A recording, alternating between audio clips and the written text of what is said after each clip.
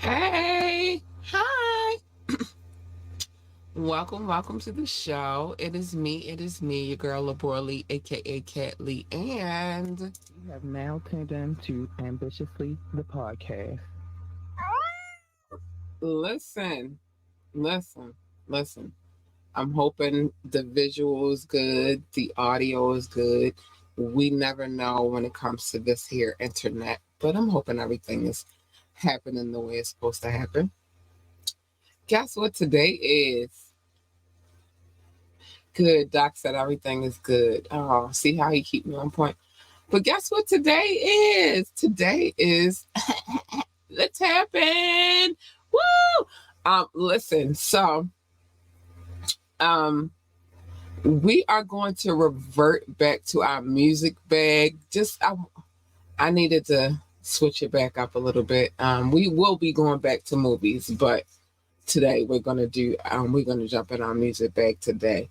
There are a few things that I need to say before we start getting into our nitty gritty. First thing first is join the conversation. You can drop a comment, you can call in, you can text. The numbers 443-850-4828. Again, the number is 443-850-4828. You will be on air, so just understand, if you call in, you're going to be live. We will be listening to what you have to say. You can ask me to drop the link, and I will if you're on your best behavior. It's the only way I'm dropping the link. We don't need the shenanigans and all the bull crap. So I might drop the link if you're on your best behavior. You can, if you want to come on the show for any reason, any any reason, you want to interview, you want to just, you know, talk about what you have going on, whether you have a product, some music. Well, music is a product, whatever it may be. Just, you know what I mean, the case may be, hit us up. Contact at ambitiouslyent.com. Again, the email address is contact at ambitiouslyent.com. I'm flabbergasted. I'm not going to tell y'all what I did. I am going to tell y'all what I did. Remember to like, share, and subscribe to this podcast. We need every like, every share, and every single solitary subscription. We appreciate you in advance. Big love to you. And check out our website, www.ambitiouslyent.com, www.ambitiouslyent.com. Y'all, I'll tell y'all about that in a minute. I have to do this really quick, and then I'm gonna bring in my boo Doc because he is waiting for us to bring him in, and we don't do Doc like that at all. We don't. So let me just play this real quick, and then I'm gonna bring Doc in. I'll be right back. I will be right back. Remember that commercial? Since we tapping in. After these messages, we'll be right back. Tell me if you remember that. I promise you, I'm not alone. We'll be right back.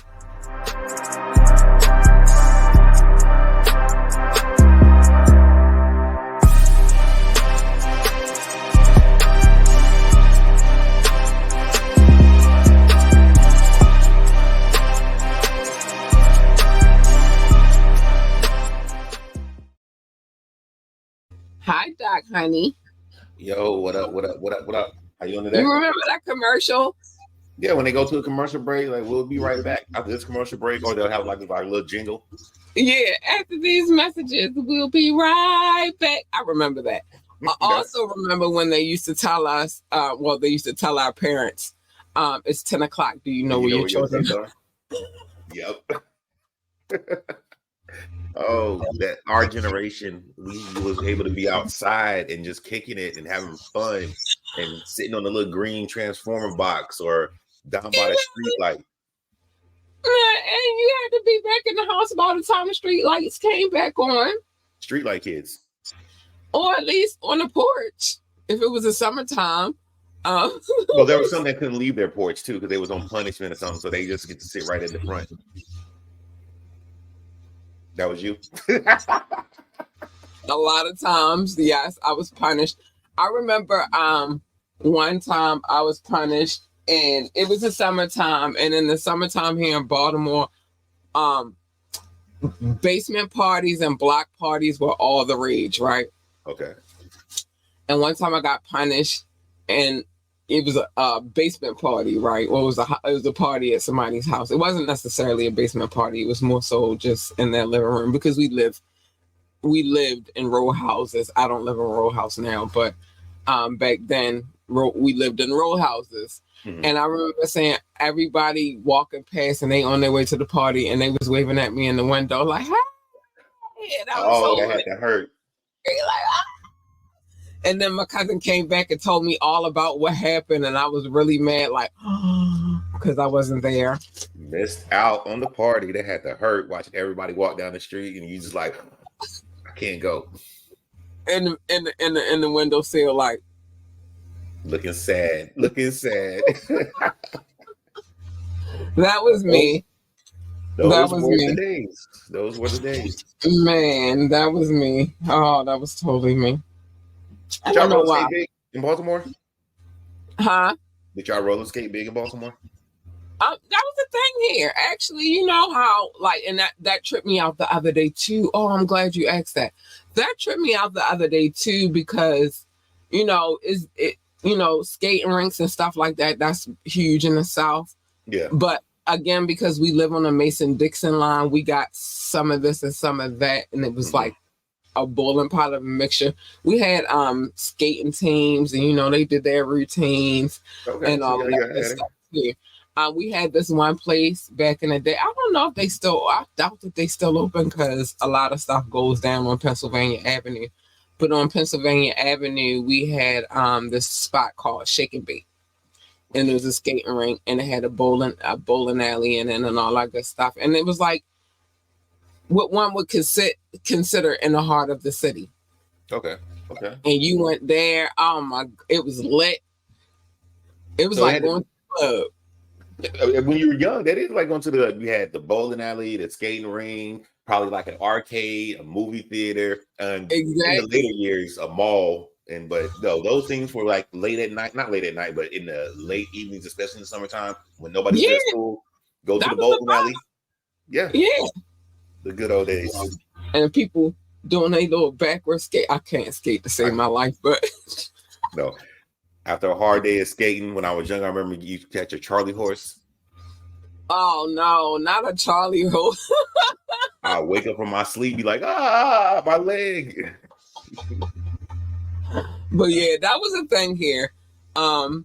Like I tell people all the time, like you'd be surprised of, like I said, we are the Mason-Dixon line, so we got we got a combination of everything here. And that is the one thing that I will say I'm grateful for, you know what I mean? Like because I was born in North Carolina. We moved here when I was 8 going on 9. And so Baltimore raised me.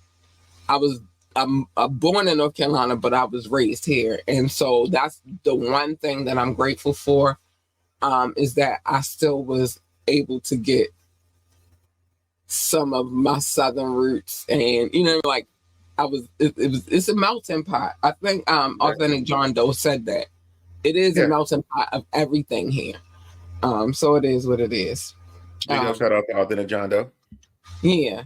Because he touched on a few things. And I was like, yeah, it is a melting pot. Yeah. So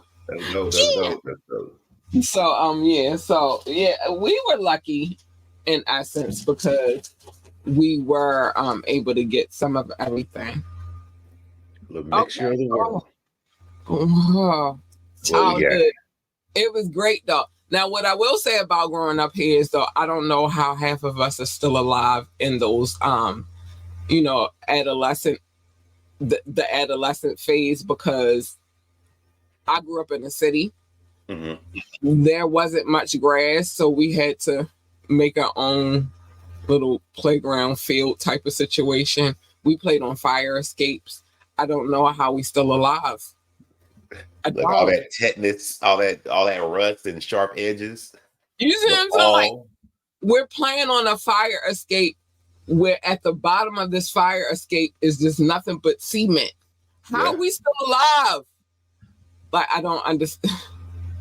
We did have great summers though, like when they popped the fire hydrant, Mm-hmm. it was life. Like everybody, they popped the fire hydrant, and we was running outside like, yeah, get close so you can get wet. It was just At like home water park. That's the Black Man. Water Park. I showed y'all last night some of our snacks from when we were children. Tasty cakes, onion With a pickles.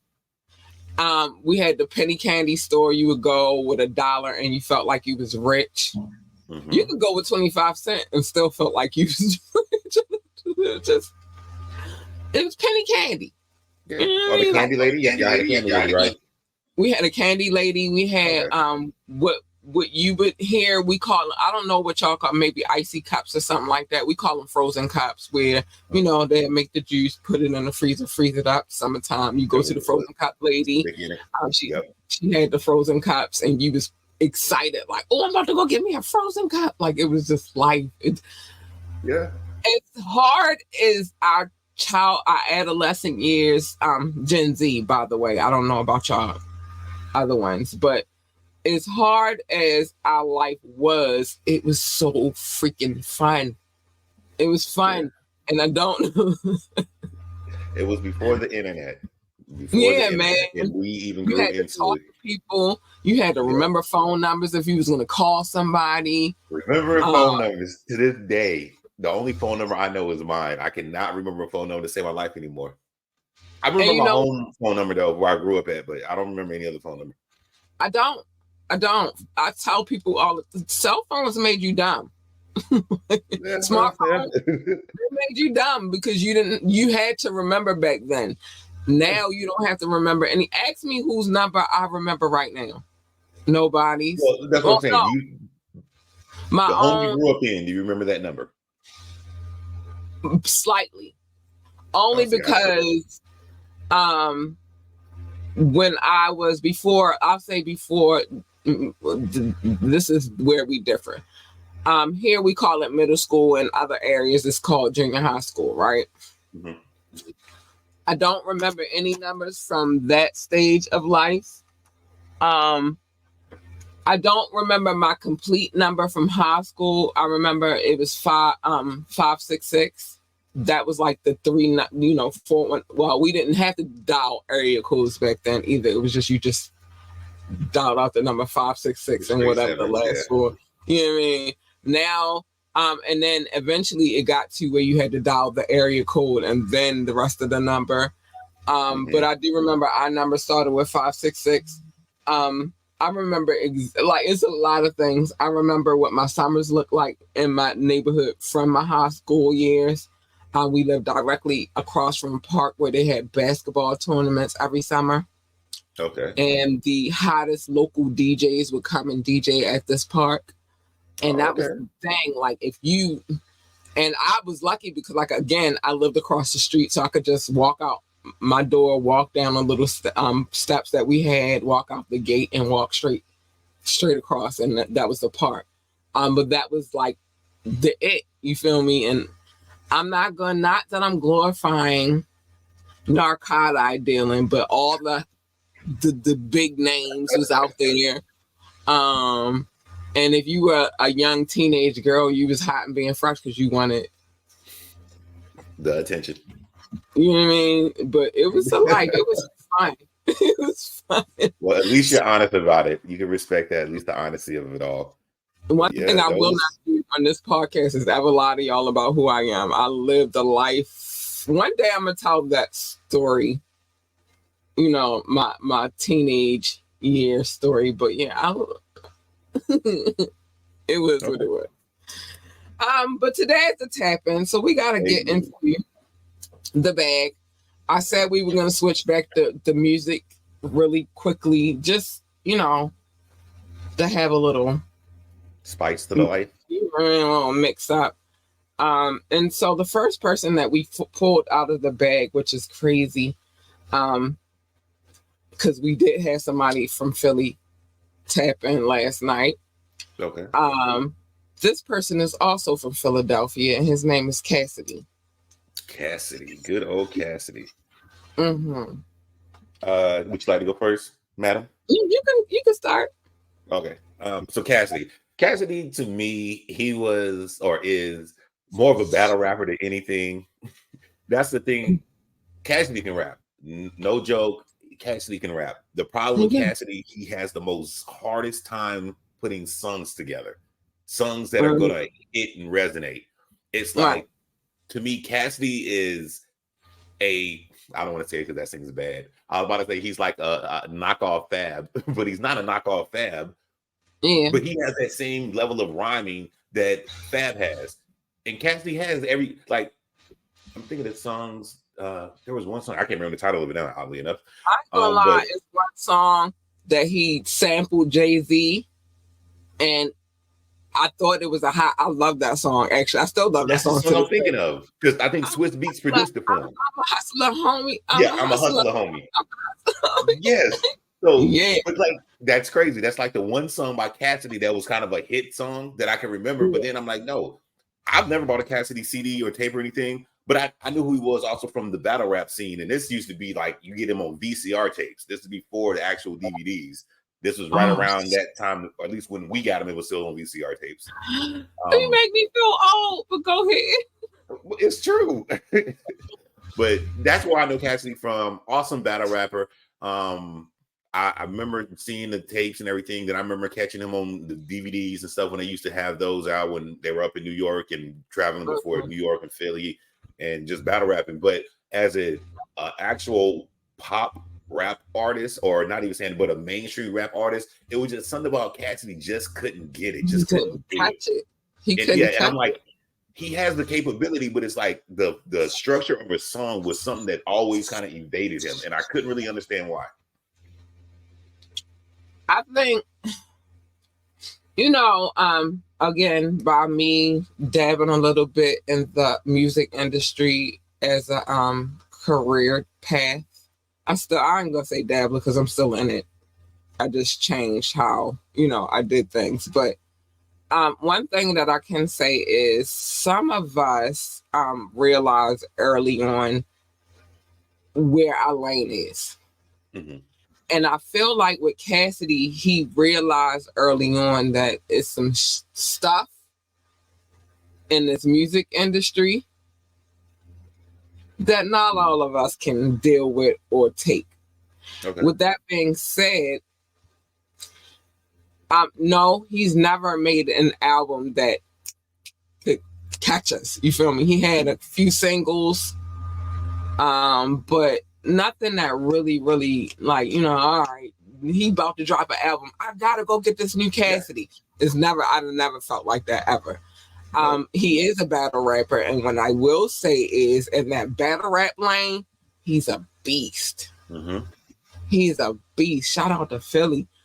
He's a beast. I do like him in that lane, and maybe he understood that was his lane, and the mainstream wasn't his lane, because there's a lot of stuff that come with the mainstream industry, even portion of the industry. I prefer him as a battle. Him as that. Again, he's never had anything that was like, other than that one song Swiss Beats did, I'm a hustler. And I ain't gonna lie, even still to this day, if I hear it, I'm personal reason. Other than anytime he did something with Swiss Beats, I think his work was better, because I do remember him being on like the posse cuts for like Swiss Beats, like World War III and stuff like that, the remixes. But part of me wish he could have at least got one good solid album, so that could be longevity of his career, because battle rap just isn't the same now either. So it's like, what do you do if you're that type of artist that has that skill set, but you just can't, like, how do you really establish your career and like feed your family and stuff? That was always like my concern sometimes with like certain rappers. So somebody asked me to drop the link. I am going to drop the link, but what I'm not going to do is answer anybody that is not him. How about that? I'm not. And if I drop the link, know that today is a tap in, and that if you're on here long enough, you have to participate in the final exam. Ooh. You got to knock me off. Set the rules, Cat. Set the rules, Cat. and you You bitch her set the rules. Yeah, like everybody been threatening me lately because they see that I'm the champ, and they've been whatever. So if I drop the link and you stay on here long enough, you are joining. I'm gonna do that right now. I'm about to drop the link. But anyway, yeah, but I don't know that I want Cassidy and like I said, I think I like him in the lane that he has been in all of this time. Hold on, I'm trying to. I gotta send a link to myself. Let me get the other keyboard. I think I like him in the lane that he is in. I don't think that I really, you feel me? Like I kind of like him as a battle rapper. But on the low, battle rap don't exist. When's the last time you actually watched a battle rap? I mean, I look them up on YouTube when they have something decent, but right, it's not something you go out of your way to really watch most of the time, I would think. And Mike, I'm coming, babe. I just with YouTube is different because with Facebook is different because they don't really allow me to share stuff like how I would like to. That's another reason why I'm trying to switch up off of here. So give me a second, okay? Now, as a matter of fact, you know what? I'm about to drop the link to you right now. I'm gonna drop the link. But you know what? I'm gonna tell you. You asked me a question. When's the last battle rap I paid attention to? And I'm not gonna lie to you. You ready? Yeah, I think I know the one. It killed Black Love. It killed Black Love. But see, that was interesting because it involves somebody that you know. You know what's funny? Listen, she was giving Chocolate Girls life. Oh my gosh. Here's an interesting thought. Interesting thought comparison. In some weird way comparison, Remy Ma is very much like a Cassidy. They both have a very battle rap background, except Remy Ma kind of made it a little bit better than he did. If you kind of think about their skill set, their level, and the type of artists they are. She did. She shut that shit up. Excuse my language. I'm sorry. I was saying words before I'm supposed to say the words, but she shut it up. She shut it up. She shut it. And the reason why I say she shut it up is this, because one, she was a battle rapper too. Mm-hmm. You know what I'm saying? But then I think she recognized, where she came from, after she did her whole stint, her bit in prison and stuff. That's what, that was like the core of her. You feel me? Like that was her essence. If anybody knows anything about Remy Ma, she started in battle rapping. Okay, I had to grab the link real quick. I'm sorry. She started in battle rapping. So it is what it is. All right, Mike, I'm about to drop the link now. I'm sorry, baby. Like I said, Facebook behavior. Do you think because Remy was a woman that gave her an advantage, even coming from the battle rap scene? No, I think that made it harder. You think it made it harder? About being a woman is easy for anything, even when we trying to step in the arena with males. Okay. No, so that made it way harder. I think, but she was just so much of a beast. It's like you couldn't deny. You know what I'm saying? That's why when she dropped that Sheether, it went crazy. Like how it went crazy because that was her battle rap reminisce. Yeah. You know what I mean? Like that was battle rap her. That wasn't the, you know what I mean? Like, I look, but you know what I mean? That wasn't that was the battle rap her, and it just so happened, you know what I'm saying? That she killed it.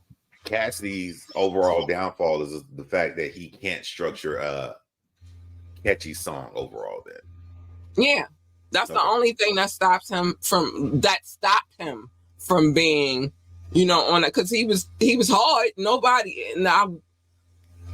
He was hard. He just not hard. He can't. I know a lot of artists like this too who can't create an album. You know what I'm saying? A full collective project. I know artists that are monster at creating collective projects. I know artists that do both. He just don't fall in the lane that do both or can complete it out. You know what I mean? Like he could just, that's what he do. But let me say this too. Don't ever knock the battle rappers either, because they make paper. They don't make, well, I don't know, because on a low, people think that these, and you know, these mainstream artists make a lot of money and they don't either. And then I've questioned whether or not the battle rap lane is more lucrative, because they get their bag.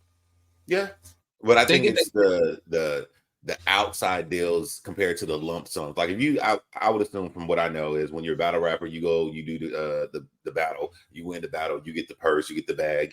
But then that money has to last you until you hit your next battle, unless you're putting out your own mixtapes and stuff. Compared to the mainstream artists, they at least can do shows or little club appearances and still get a stream of income that flows more consistently than the lump sum.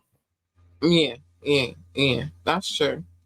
It does have to, but same thing. Because guess what? You drop an album, you got to make all that money that you got, your bonus, if you with a label or you're independent, you still have to make that money last. So it's really not, in essence, any different.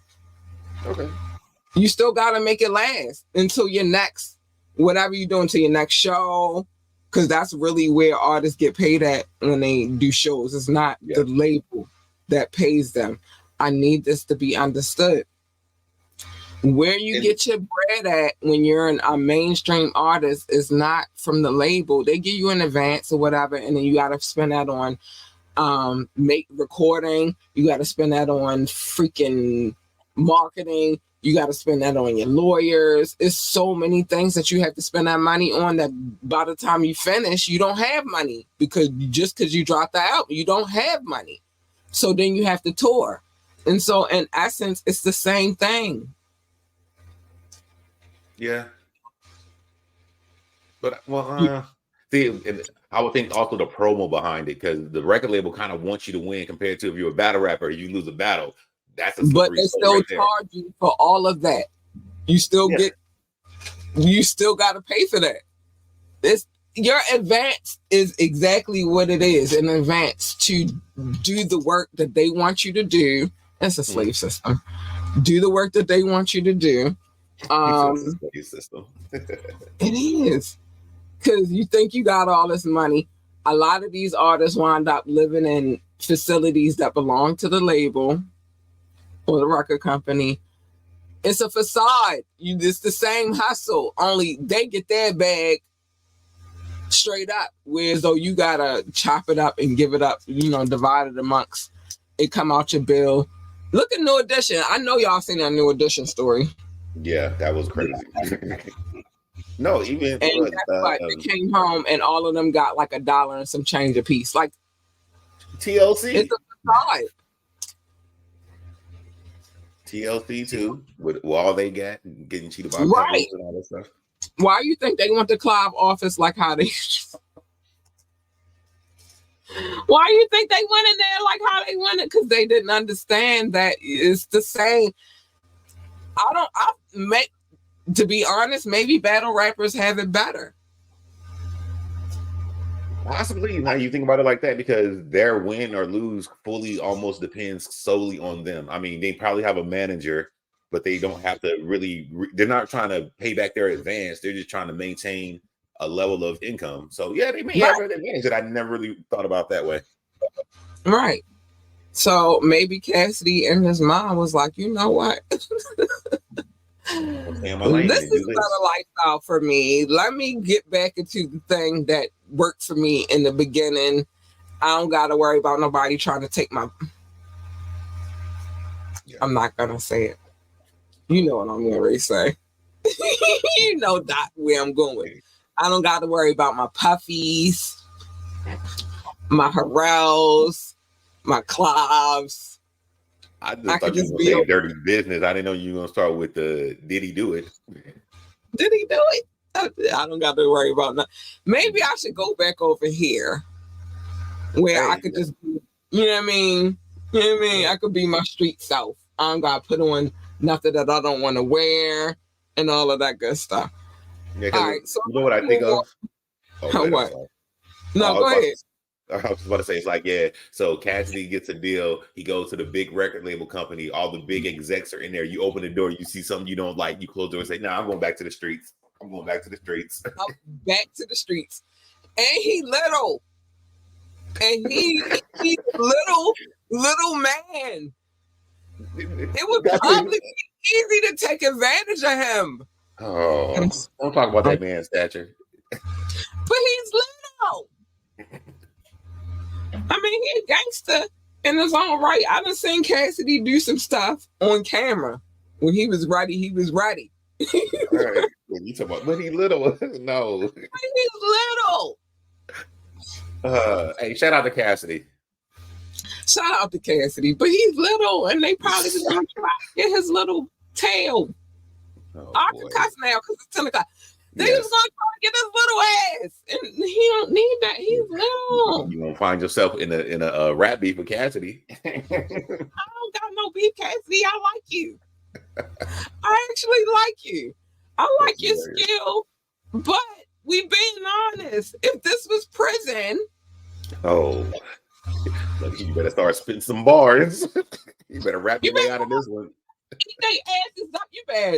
You better, boy. You better battle rap for your life. That's real. All I'm.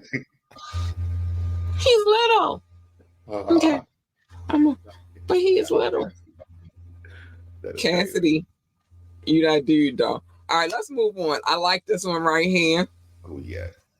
Because I don't know if anybody slept on him, but if you did, you ought to be ashamed of yourself. And it's not necessarily rap, but it's in that genre. Nate Dogg. Nate Dogg. Okay. I went first last time. I'll let you go. I love Nate Dogg.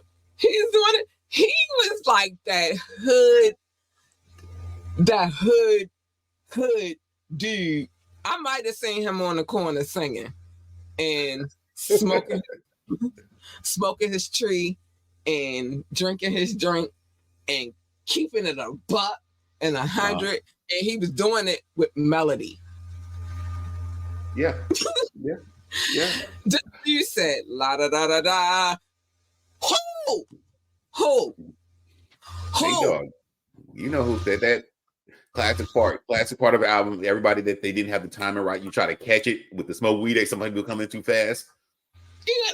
La da da da da. What is the regulators were everything for that time? Like I swear to God, I loved me some Nate Dogg. I swear I did. He was like my uncle. He's my uncle. Okay. He was like my uncle that's close to my age, but not too close to my age. I love Nate Dogg. Rest in peace, Nate Dogg. Rest in peace, Nate Dogg. The stories that they told when they did the behind the scenes, especially there was I forget what it was, but in California there was it was like a local show that used to come on, like their public broadcast system was somebody they were doing the tap in, but it was for West Coast, but it was on public broadcast TV, and they did like a little documentary on Nate Dogg. He was in the Marines at one point in time, which was an interesting thing to learn. Unfortunately, he was an alcoholic. I'm a Marine brat, so I had to let that go. Go ahead. Shout out to that. But yeah, Dr. Dre, Snoop, Warren G, when they realized when they were younger that he could sing, he can harmonize, he was always part of anytime they wanted to do a song, they took care of him, make sure he was good and straight. I mean, he released, I think, one album, but he was always part of it. If you think of the West Coast, you think of anything with Snoop, Warren G, or Dr. Dre, your mind should automatically throw Nate Dogg right there, and it shouldn't be no doubt about that. And you know what I was thinking about that because the Super Bowl just passed or whatever. That Super Bowl performance that they did, the Dre, the Snoop, and all of that. If Nate Dogg was still alive, I feel like Nate Dogg would have been there. Of course. And I'm not a banger, but I probably would have walked on him real quick because I wasn't not a banger, but I would have walked on him. Came out. Like looking like that's yeah. But and you still got him, bro. Look at that doing it, he came out and it was smooth. Man. But yeah, if he was still alive, I feel like he would have been there. Yes, of course he would have been. I mean, the sound of the West Coast with that area under the guys of Dr. Dre and stuff, you hear Nate Dogg in all the songs. I mean, especially anything with Warren G. Period. And like you said, Regulator, the one everybody almost that I know knows all the lyrics to Regulator. Right. The rap and the oh my God, that was the joint. Yeah. That was the joint. I ain't gonna lie. Again, going back, I hate to go back to Music Jukebox, but it's a good reference for me. Yes. Every time that video came on, I'd be in the house like, Regulator. Loud up. Gotta be handy to still know what I mean, or your key. Yeah. I love rest in peace to Nate Dogg, man. He was my dude. That was my guy. And Semper Fi, because he was a Marine. Stop playing with the Marines over here. I'm a Marine brat to the core. So we not gonna play with them. With the standard that Nate Dogg set, being a harmonizing rapper connected to a rapper, who do you think took that spot? Because there's always this interesting conversation that happens. Me and my brother, we talk about this, about who kind of took that spot. Is it a T-Pain? Is it Ty Dolla $ign? Is it who? Nobody. And I'm going to say, the reason why I'm going to say that is because you named a couple of people, and I'm glad. And I'm going to add Petty Boots to the equation because he be doing that too. He be trying. He don't. Okay. I'm gonna add Petty Boots to that. You know what we call him over here. His name is Petty Boots. If y'all don't know who Petty Boots is, we talking about Drake. But over here we call him Petty Boots because he pettiest ever. Ever. I'm not gonna say Ty Dolla $ign because Ty Dolla $ign was always, even though he got that melodic kind of flavor, he's always been an R&B. He was a part of Immature, for goodness sakes, when they first started out. So it was always that for him.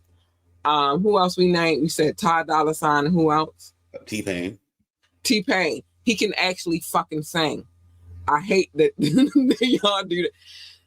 I love T-Pain and the now because when he sings, he does not use auto-tune, so he lets y'all know that I really can sing.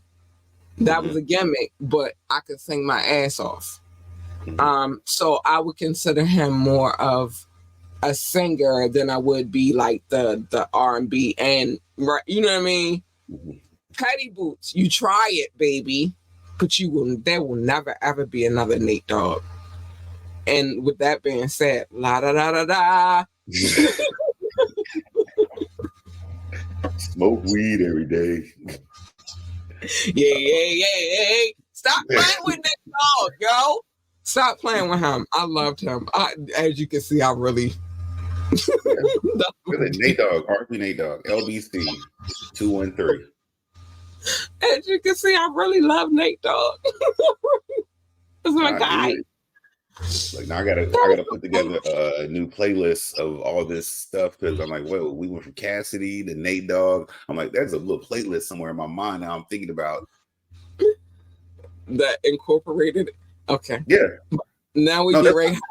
So little secret. After we usually do the tap in, I usually go back and everything we talked about. If I remember majority of it, I go back and I put a little playlist together of the artists that even when we end up adding other artists in, like I'm like, oh, I gotta put some Remy in it now, some Ty Dolla $ign.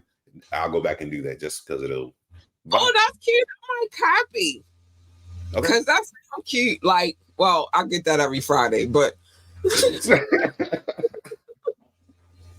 so should I now? Because my computer is filled with. All right. This is our last one for this portion of the tap in, and then we're gonna give love and then final exam. Mm-hmm. I'm scared. By the way, but whatever. We're gonna see. You picked an interesting year too, by the way. I know, and I don't know why I picked that year because I'm like, wait. but maybe. So the last person that we pulled from the bag was Cool G Rap. Cool G Rap. Mm-hmm. I'll go first this time. I'm conflicted with him because one, in my mind, he's in the category. He's not the dopest, but he's one of. You know what I mean? It was an era. Mm-hmm. You feel? And in that era, he was killing the game, and he's been around for a long time. Now, that's, I guess, the good part. The bad part is that now he's tied into a chick who has been named. She picked up a name, and he has a child with this chick. And this chick is synonymous within the industry. She's been with just about everybody. Allegedly. No, she wrote it in a book. You say not allegedly? I got 2 of the books. Well, I'm just saying we wasn't there, and she could be lying. Alleging shit because this bitch wrote a book. She wrote a couple of books about her. We don't know if that book is science fiction, but I know what you're saying. But let it rock. Keep going. Say it wasn't true, and she named names. Ain't nobody come and say it wasn't true. The only person she did name was Big Papa, and Big Papa, I have my AI. That was no. She named. Oh wait, that was other one. Big Papa in my mind is Method Man. She didn't name him in any of the books, and I have 2 of them. I read them. I like books. I'm big on books. I would still go to the library. It's the smell of. You're a book person. That's I love what people do. All right, so my thing with Cool G Rap. Oh, I'm sorry. A lot of these dudes, and Cool G Rap is one of them. She talked about, her nosebleed. She talked about a lot of things with him, how he used to beat and all of that stuff. So it's like, I hate when those kind of stories come out about my favorite MCs or some of my favorite MCs, because it's like, now I gotta envision them doing the things, and these are people that I grew up with. You know what I'm saying? Like, these are people I grew up with. Cool G Rap, even Big Papa, whom I suspect is Method Man. He had an allegation come out with another chick recently, and just her saying that, it's like, bitch, why you gonna mess that up for me? Like, bitch, you don't know I live Wu-Tang? Bitch, why would you say that about him? Like, why did you say that a long time ago before I fell in love with the Klan? Look, like, the Wu-Tang Clan, in case anybody hears this and take that out of context. Not the other clan, this clan. Yes, the Wu. This 36 chamber, bitch, why you say this before I fell in love with these dudes? Like, don't come out later on and then try to tarnish. Bitch, say it early so that way I can't fall victim to whatever seducing nature. Well, Cool G Rap, my biggest thing with him is he was an extremely technical rapper to me. He falls in the category with like Rakim a little bit to me, because that was the era of the time where, at least for me, New York rap was new, but I could tell it was changing. It wasn't the Run DMC style no more. It wasn't I'm trying to think of who between Run DMC and Big Daddy Kane and Rakim. It was just, I can tell it was changing from what I heard, and I was already in love with hip hop. Go ahead. Yeah, I said the Kool Moe Dees and your Big Daddy Kanes and yes.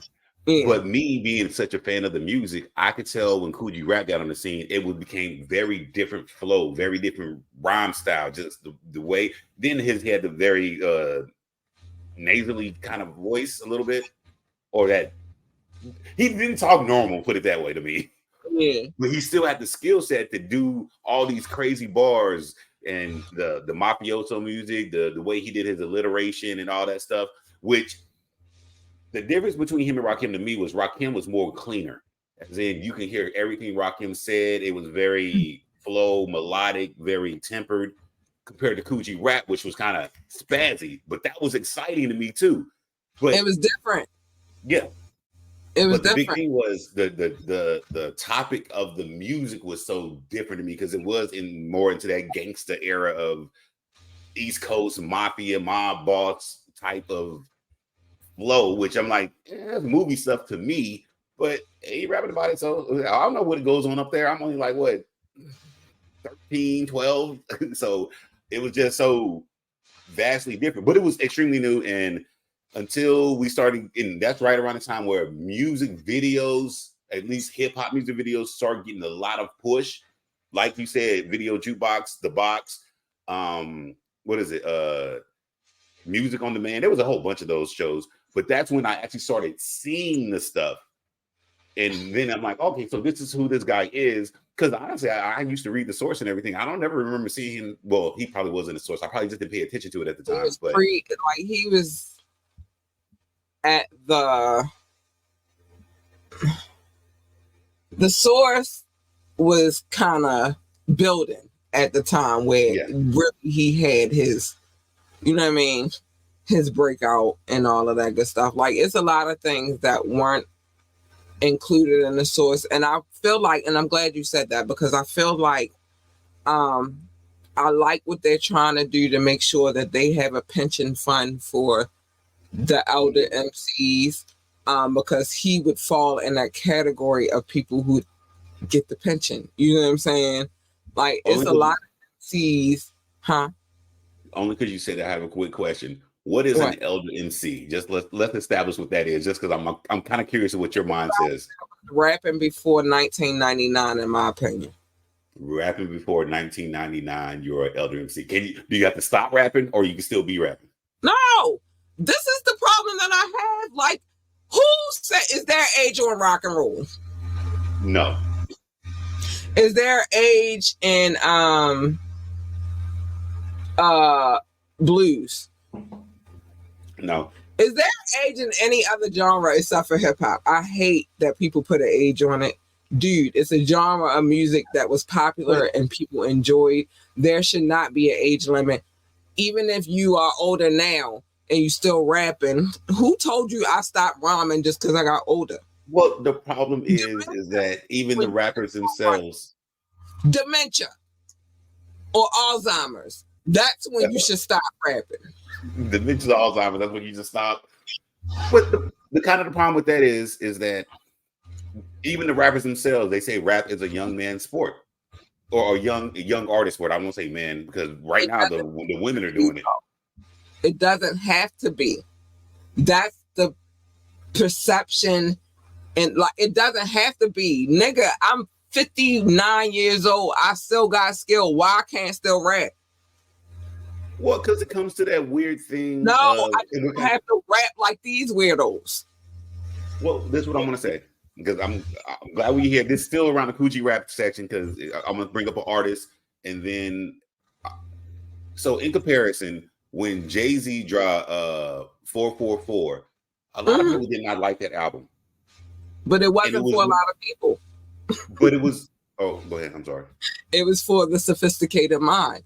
Because you move from the hood, the street, being on the corner, you start building shit. I can personally relate. You know what I'm saying? It's for the relatable factor. Then with that said, would Kool G Rap be able to make a 444, or he would still stick to the same material? That's kind of the weird place. If you're that old, I don't really think you should be rapping about that. I appreciate 444. I don't think that Kool G Rap. I don't think that Kool G Rap could. But I don't think that because he's Kool G Rap and his age factors, I just don't think that he could. You know what I'm saying? Mm-hmm. It's the individual, the artist. If you can, you can. If you can't, you can't.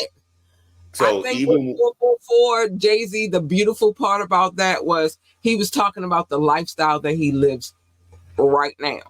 Yes. I don't think that Kool G Rap could do that because he don't live that lifestyle. You know what I'm saying?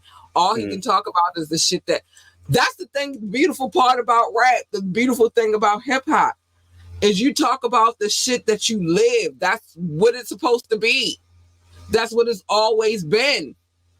You think about don't push me cause I'm close to the edge. Them niggas was living that. You talk about what you live. But I guess what my issue, or not, it's not my issue, it's my concern is, yeah, you're gonna tell me a story that you probably already told me before. When this is why 444 was beautiful, because we had. Yes, I agree. I love 444. But that's my thing. When I think about it, I'm like, I don't know if Kool G Rap can still make. Could he make a 444? And then two, would it look weird if he still? I'm on a corner and I'm moving and I'm shooting and I'm ducking and this bitch and da da da da da. You know why it's gonna look weird? Because we gonna look at him at our ages and judge him like, nigga, why are you still doing it? Exactly. Again, comparison to 444, Jay-Z switched the lane and everybody was mad at him because he switched the lane. Nigga, I'm not talking about being in Cambridge, Maryland no more. You feel me? I'm not talking about being in Jersey no more. I'm talking about the life that I actually live. And y'all didn't like it and y'all didn't appreciate it, but y'all didn't like it or appreciate it because y'all can't relate. Okay, the one thing about hip hop that's beautiful is that however, whatever artist that you take that you like or whatever, you like them because you can relate. I can't relate to a lot of these young dummies. Dummy is a term of endearment. I know. No, I gotta tell the people outside of you, dummy is a term of endearment. That means I love you.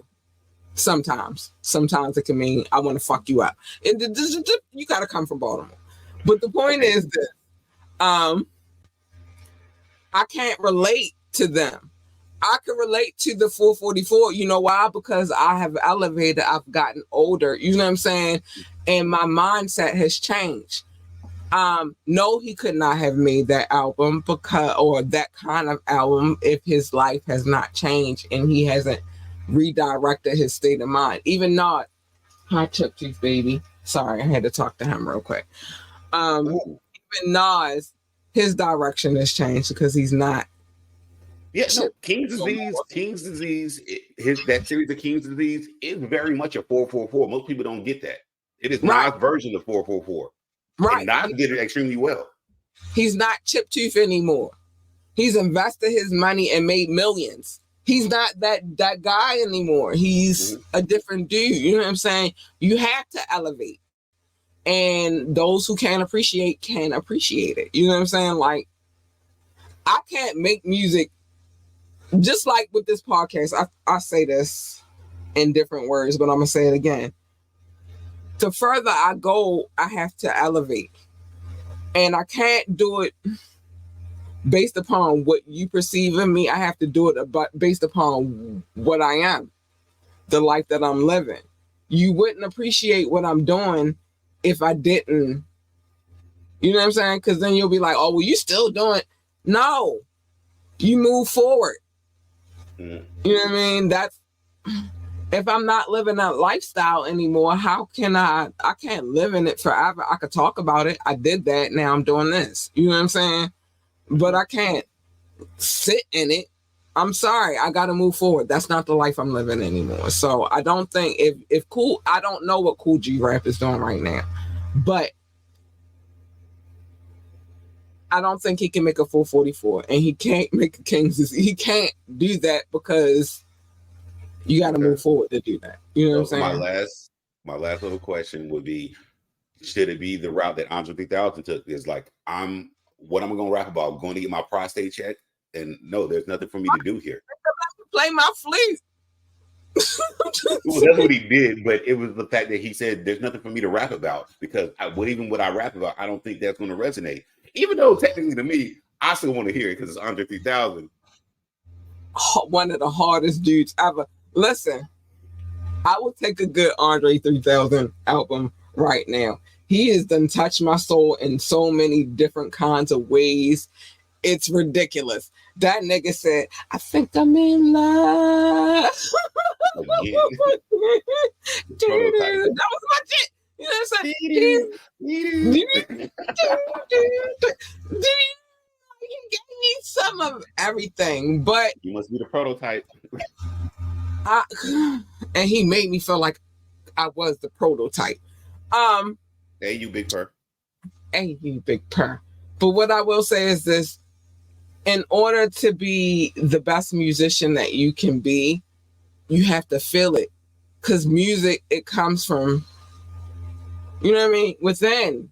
Mhm. I can't create something that I'm not feeling just because y'all want me to create it. You know what I'm saying? Like, I gotta be who I'm gonna be. So if I want to play a fucking flute, let me play my fucking flute and support me. No, If I want I'm to doing sing, something, let me fucking sing my song and support me. I'm in my face. Beyonce is making a fucking country album. She from Texas. Let her be her best country girl she could ever be. Shout out to Texas. I got my people, my bloodline run through Texas. Let her be the best fucking country girl she could fucking be. Stop putting people in a box. That's my problem. That's always been my problem. Don't put me in a box. Let me be who the fuck I'm gonna be. You gonna love me or you gonna hate me. Pick a side, my nigga. Pick a side. Whatever side you stand on, I respect it. If you hate me, stay over there. We don't have to deal. If you love me, support me. That's it. okay. That's it. We can't make ourselves be what everybody else wants us to be, because that's not how we were genetically created. Like, that's not us. Don't put me in a box. Don't make me. I hate when people be like, oh, well, all women. No, I'm not all women. All women go to the club. I don't club. I actually like being alone for the most part. You know what I mean? We're not all the same, so stop it. And I think that we should look at our musical interest the same way. Okay. Well, Cool G Rap, salute you. We got from you with all the things all the way to here. Hey, you big purr. Interesting.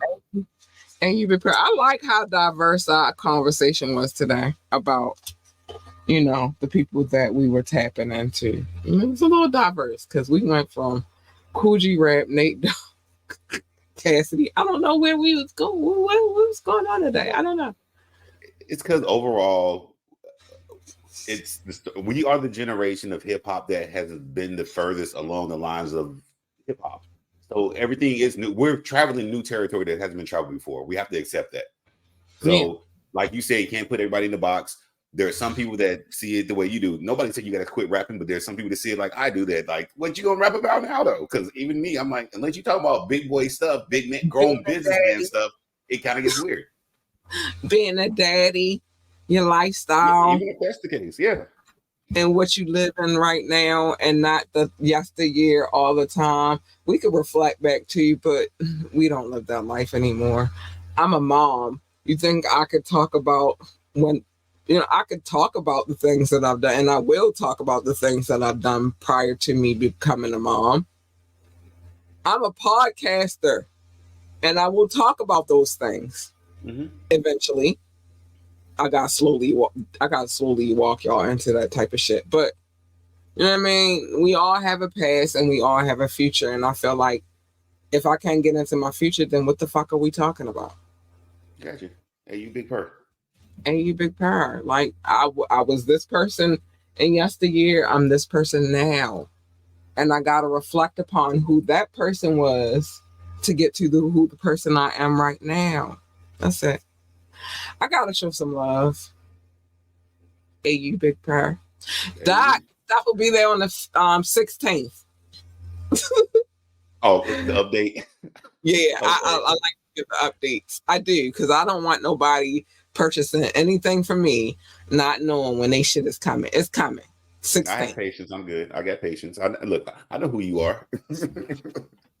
I'm an honorable woman. Look, you like mafia movies, right? Huh? I said you like mafia movies, right? Yeah, all I got is my word and my balls, and I won't break them for nobody, my nigga. Like, Look, don't let the pack not come through. We be down at the docks. I'm gonna be down at the docks like, where the fuck? I can't, because then I got whatever. But I will be on their ass. Don't play. No, don't. The 16, it'll be there. Hey, you big purr. Hey, you big purr. I don't play about y'all. Ain't nobody gonna play with y'all either. So I want to shout out anybody who's watching from Facebook, YouTube, or Twitch. I see y'all tonight. Hi. Hey. Hi, babies. I see y'all. And I appreciate you being here. Big love to my grandmother. I say this all the time. I don't know that she should be here, but she be here. So she's 89. She's 89. Why is she watching this? All right, whatever. But I love you, Ma. I love you from my core. Shout out. I am your Junior Libra baby. And when I wanted this woman to scratch my head, she would. Anytime I asked, like, Ma, can you scratch my head? Ma, can you make me something? Can you make me? Because she's from North Carolina. So can you make me some okra or whatever I'm asking for? And she would. So, but I just don't know that she should be watching the show. But I love you, Ma. I love you. I'll be there in May to see you, baby. I'm coming. But yeah, big shout out to my grandmother. Why is she watching this? Anyway. I know, it's weird. It's a weird thing for my grandmother to be watching this. I love her though. It's my baby. It's my baby. All right, so it's time to get to the love notes. So explanation for why we call it the love notes. I'm gonna take this off because it always messes me up when it's time to do what it is that I'm supposed to do. We call it the love notes because I used to call it love, and Doc used to call it show notes, and we used to go back and forth about it for a minute. Oh, Doc said I had a stack of papers the size of a composition notebook. They were not. It was just a lot of cities and countries and states, and I had papers. It was like more like this. Doc want to say it was like this, but it was more like this. Whatever. I don't care. And then we came to the compromise. And we decided that we would call it show notes. And that's what love notes. I said show notes. Doc, you might have won that one. I won. We call it as a point. Note. And we've been sticking to love notes ever since. So these people are my listening audience. They come through. They check the podcast. They have no clue what I look like. They just like to hear what it is that they hear.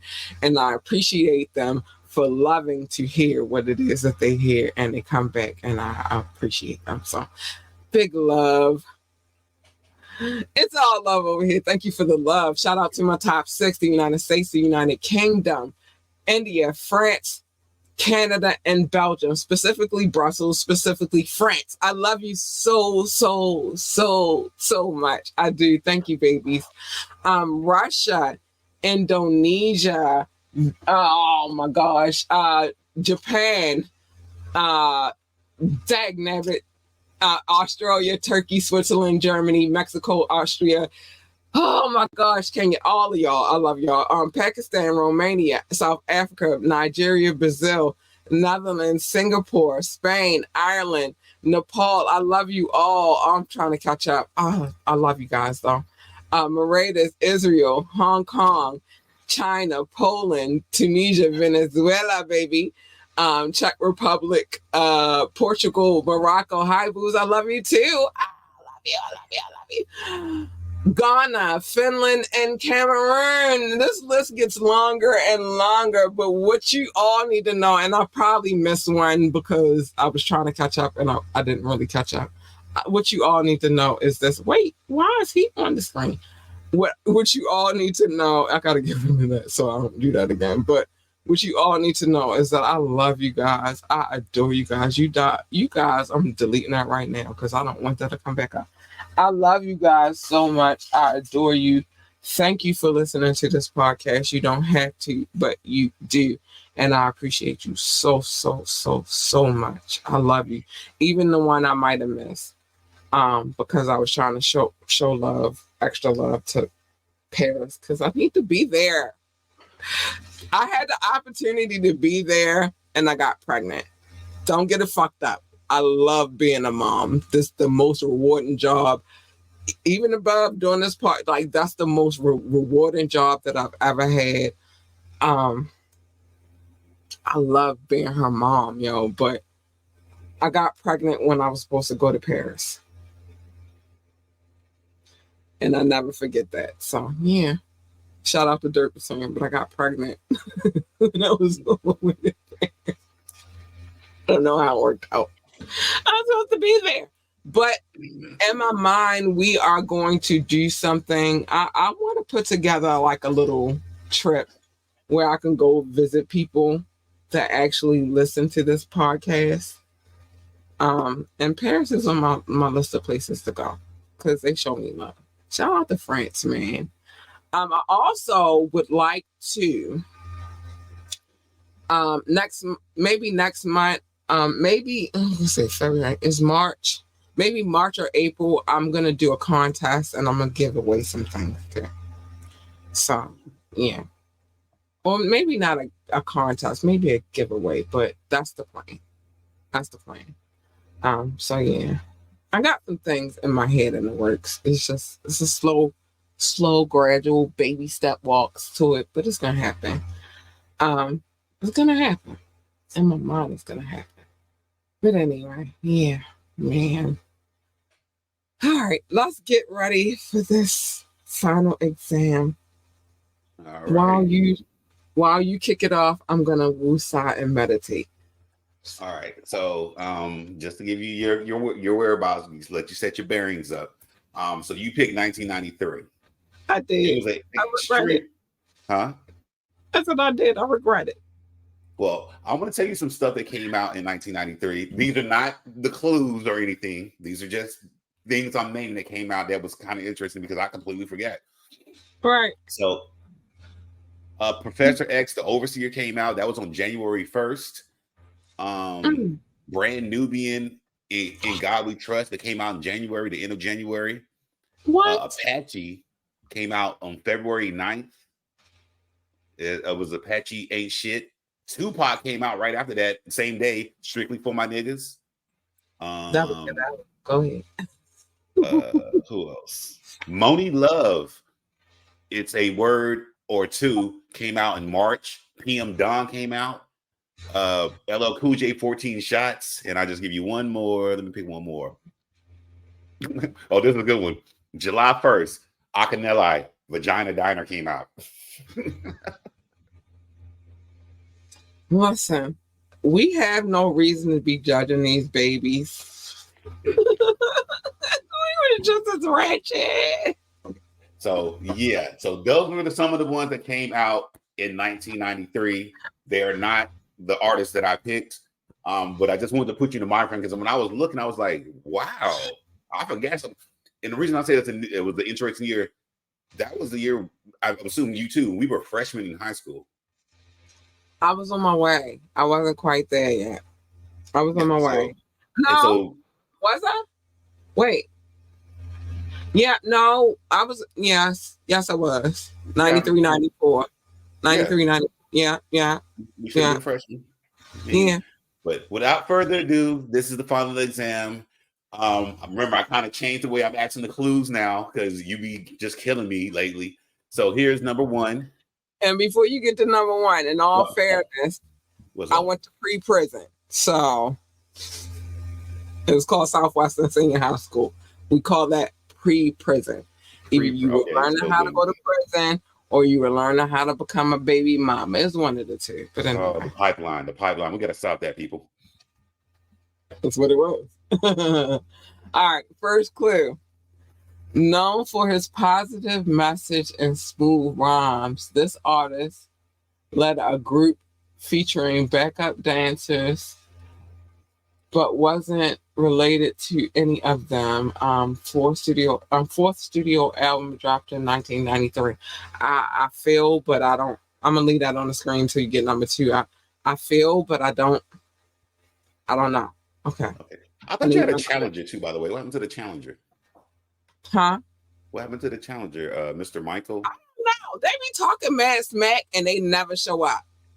They be talking mad smack and they never show up because I don't know that they ready to take my crown. I mean, well, they can't take my crown, but knock me off my pedestal or push me off because or just challenge the queen. They can't challenge the queen. Y'all pushing me, y'all not knocking me. So go ahead. I need my number two. There you go. They be talking mad smack though, and don't be ready for this work. Though born in Jamaica. Oh my gosh, what is with Jamaica right now? Shout out to Jamaica. Hi Jamaica. I'm y'all next. I'm gonna get y'all on this list. I am. But anyway, though born in Jamaica, he became hip hop legend in the U.S. He's even collaborated with the King. He collaborated with BB King on a track called "Keep It Coming," 1993. This is a good one. I'm loving it. It is. It's tough. To me, it is. It's real tough. I'm not gonna lie to you. It's real tough. Okay, so put number 3 up, and I'll put it up on the screen in a minute. I gotta reflect on. Okay. Known for his positive messages and smooth rhymes. He led a group featuring backup dancers. Okay. I got it. I feel like dance. No, I just feel like dance moves help me a little bit.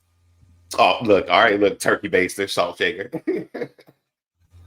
I feel like they help me. Turkey baster and the salt shaker.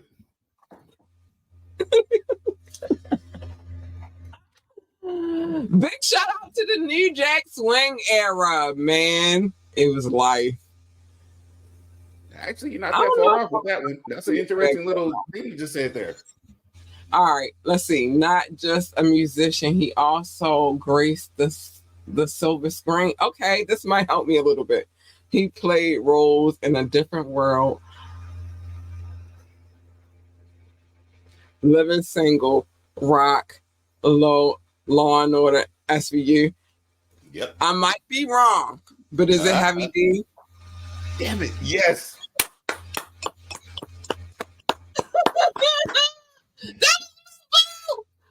Oh, fuck Uptown Records, but Heavy D, yeah. Fuck MCA Records. Yeah. Oh, sorry, it was love. Oh, you know what? I felt like what with this one. What's up? I'm gonna put it back on the screen. I kind of knew, but I didn't know, and I was thinking 93. I didn't know though. I didn't know, and then I never knew that he did a joint with BB King. I never knew that.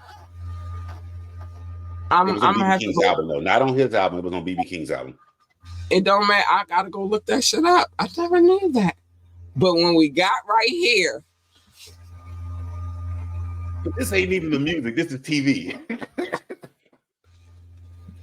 Listen, I was whopping it out.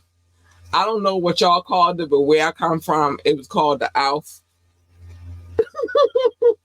The Alf? Okay. Yeah. I used to be a dancing machine. I used to get into these little impromptu dance battles. I don't know why. I used to be nice. My uncle used to be like, huh? So tell me, how did you get that from this clue number 3? Number 3, it was, I used to watch a lot of, remember I just told you at the beginning that I used to be punished a lot. And when I used to come out of my TV portion of where I could watch TV, but I couldn't go outside. When you was on parole, not probation. I was watching a lot of TV, and these shows that you named, I watched them. And Law and Order, SVU. By the way, for a minute, I had my daughter like, She used to do that. Like, you know, when they go, dun, dun, dun, dun, dun. Yeah. Well, I watched all of the Law and Orders except for Criminal Intent. I hated that one. Okay. It was horrible. But SVU and the original Law and Order, used to watch the fuck out of them. And even in my 30s, when I had a child and then she got in her talking stage, she used to do the howling at the end. Yeah. Because the producer was Dick Wolf. The producer of the show, his name was Wolf. And I always used to find it funny that his name was Dick, but whatever. Look, how mature are we, Miss Cat? How mature are we? I wasn't not watching that show, even though that was my joint, the SVU joint, because Detective Bunch meant the most to me because he came from Baltimore and he went to New York, and it's the show that used to be here in Baltimore, and his name was Detective Munch, and he worked. It went together. What was the name of? Damn, I can't think of. But Detective Munch was Detective Munch in the show that was based on the Baltimore show. It was a cop show. Okay. And then I loved how they transitioned it for him to go to New York, but he came from Baltimore, and his name was Detective Munch. So he was same character. He just moved to New York. And I was like, that's real life. That's real life. I'm still upset though, because I thought I tweaked it just enough. And apparently I didn't. I was scared. Just know that you have me shook with these trivia, this final exam. I was scared. Matter of fact, I need to update the score while you read the last couple of questions. Man, because I be picking the year. Like, what? And then after we finish, I'll be like, why the fuck did I pick this year? It was a good year. It was 93 that year. All right, number 4. Tragedy struck this hip hop group early. Oh yeah, that was real sad. Passing of the member nicknamed Trouble T. Roy. The Tragedy duo paid their respects by moving the tribute song. They reminisce over you. Yeah, his story was because it was like a freak ass accident. Mm-hmm. It's not something that you would have expected. Like, he just fell. Mm-hmm. And then he was gone. Yeah, man, that was sad. Right, but I know you know the group that made the song, right, for him? Yeah, I did. I mean, what?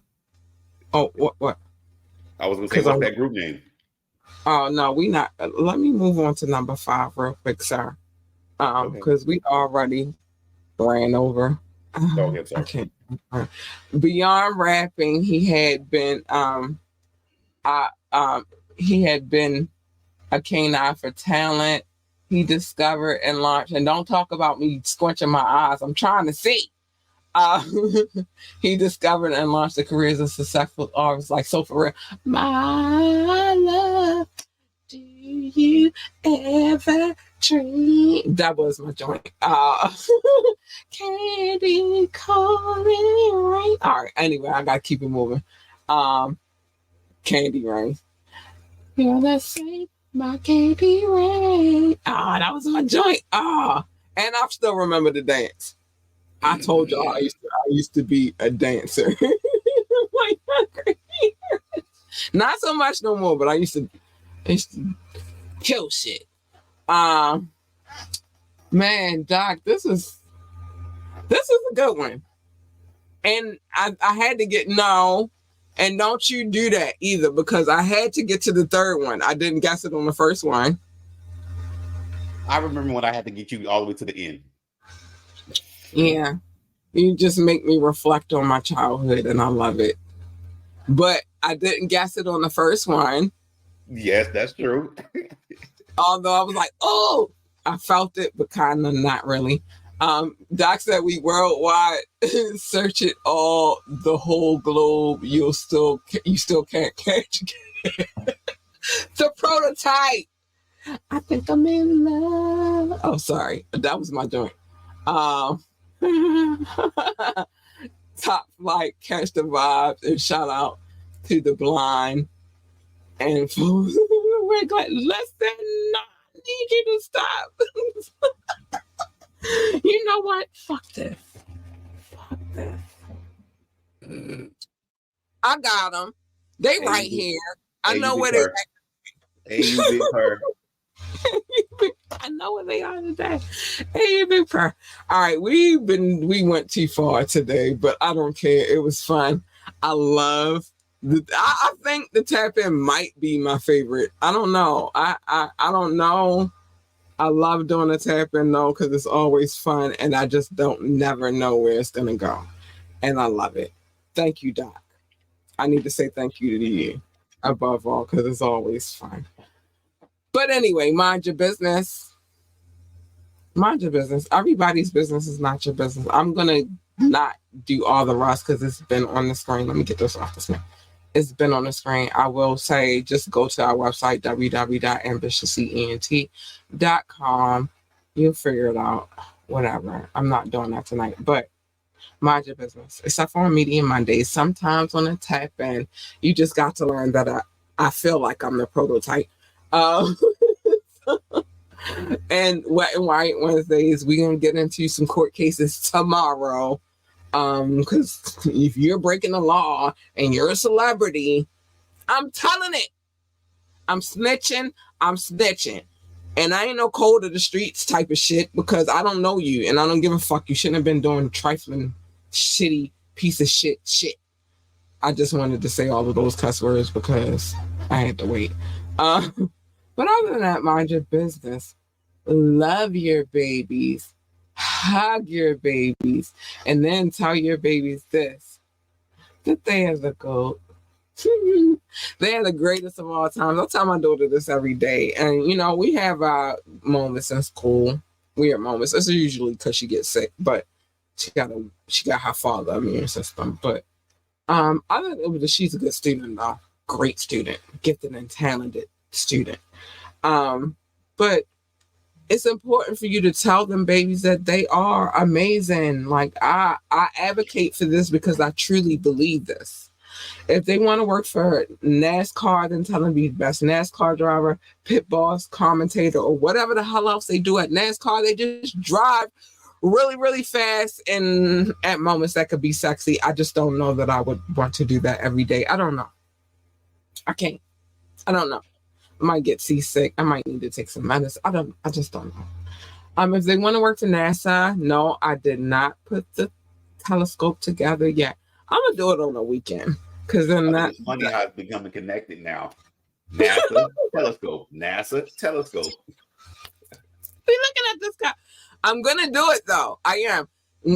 Actually, I'm gonna record a video and I'm gonna post it on YouTube when I do it, so that y'all know that I did it. Or maybe on the website or coffee. I don't know. But when I do it, I'm going to record that I did it. All right. But I didn't do it yet. But if they want to work for NASA, then tell them be the best astronaut, engineer, receptionist, janitor, secretary, or whatever else they do over there at NASA besides looking at the sky. I'm going to put the telescope together eventually. But the point is, encourage them to be great at whatever it is that they want to do. And they're going to change their minds a few times. I've experienced that. I don't know what my daughter wants to do anymore. It used to be NASA. This is why we got to the NASA part. I don't know. But she'll figure it out. But the point is, whatever it is that they want to do, just encourage them to be great at it. And that's that piece of shit parents that don't, fuck you, and you don't belong over here. Hey, you big purr. Sorry. You don't belong here. And that's that. Let me get right. Hold on. Let me get my glasses and let me get right. I gotta grab them and let me get right. Hey, you big purr. Stay in your fucking lane, y'all. I swear to goodness, stay in your lane. My lane is not what you want. Because see, I live for me. I don't live for you. I live for me. And if you're jumping in my lane, that means you want me to live for you. And I can't live for you because I live for me. And you jumping in my lane, you're going to get hurt. Child. You don't want her. You don't want her. She's not nice. She's not gonna bend. She's not gonna fold. She's not gonna conform to what you want her to be. She's just gonna be, you heard what she sounded like. You want her. She's nice, sweet, kind, and cuddly, and all that good stuff. You want to rub her. And if you rub her, then you're probably gonna get you big purr. You want the 2 ladder. You don't want the first one. She's kind of bitchy. She's not nice. You want the last 2. They're nice and sweet and kind of cuddly. You don't want her. And what usually happens when you jump into other people's lanes is a collision, and who the fuck needs that? I don't need that for me. I don't need that for you. We don't need that for we, so just stay in your lane. Just stay there, and we good.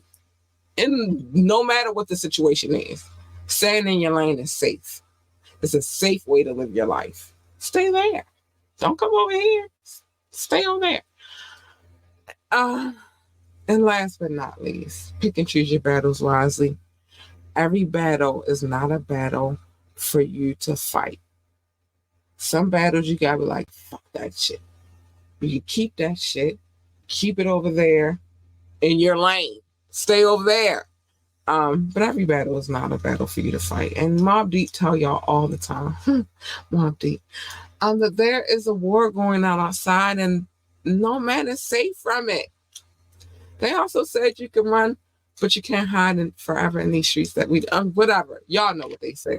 The point is this, just pick and choose your battles wisely. Worry about the war.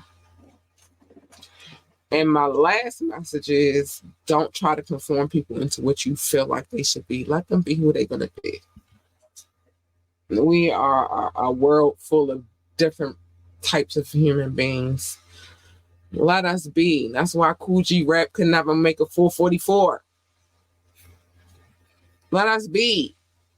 We got to be who we're going to be. We expect too much from people sometimes, and I hate it. All right, you big prayer.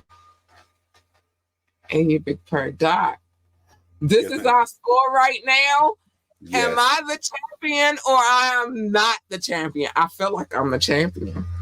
Yes. So with that being said, I need the next, where are we going now? Okay. So we did 1993. Let's go.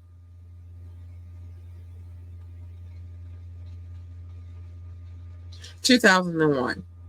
2001. All right. Put in my notes. 2001. I'm probably going to lose. I'm okay with that right now because I'm up. You way up. You way up. But all right. Got it. 2001. And I'm going to ask you throughout whatever because you know I'll be forgetting. 2001. And I'm going to go cook for my brother on Thursday. So I'm probably going to forget. 2001, though. That's where we're going with it. Doc, thank you so much. I adore you, my baby. Thank you for having me. Thank you for having me. You hold it down every time.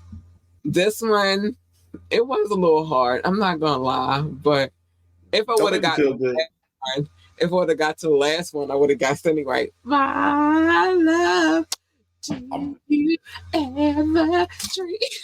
But anyway, we got to get. I know that. Yeah, go ahead. In the show. We'll talk about it next time. Listen, I want to finish singing this song. Candy. Look,